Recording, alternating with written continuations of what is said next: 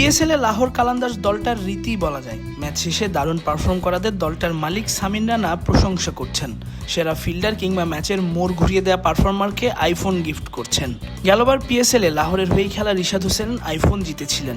এবারও রীতি অনুযায়ী লাহোর ম্যাচ শেষে তাদের সেরা পারফর্মারদের পুরস্কৃত করছে।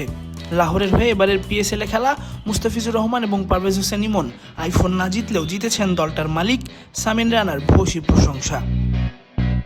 প্রথম ম্যাচে 4 ওভারে 19 রান দিয়ে 1 উইকেট নিয়ে ইতোমধ্যেই নিজের উপস্থিতি জানান দিয়েছেন ফিজ। ইমন অভিষেক ম্যাচে 13 বলে 14 করে আউট হয়েছেন। দলের বোলারদের মধ্যে সবাই ভালো করলেও ফিজের ইকোনমিক্যাল বোলিং নজর কেড়েছে সবার। সবসময়ই স্বল্পভাষী ফিজ মাঠে নিজের কাজটা করতেই ভালোবাসেন। পিএসএল এ লাহোরের প্রথম ম্যাচেও তাই করেছেন।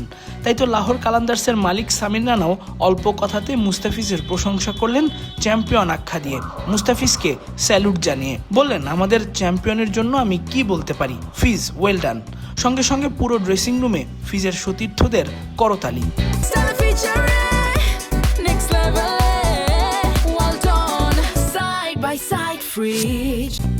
মুস্তাফিজের মতো দারুণ কিছু করতে না পারলেও ইমন অভিষেকে 13 বলে 14 করেছেন।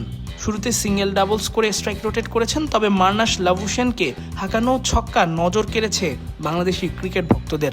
যদিও লাহোরের মালিক সামিন রানার নজর কেড়েছে ইমনের পরিস্থিতি বুঝে দলের জন্য খেলার ধরনটা কি। দ্রুতই 2 উইকেট পড়ে যাওয়ায় ইমন নিজের মারমুখী ভঙ্গি থেকে বের হয়ে এসে হাসিবুল্লাহর সঙ্গে 37 রানের জুটি গড়ায় ধন্যবাদও জানিয়েছেন সামিন রানা। ইমন কোথায়? অভিষেকটা ভালো হয়েছে, ওয়েল ডান।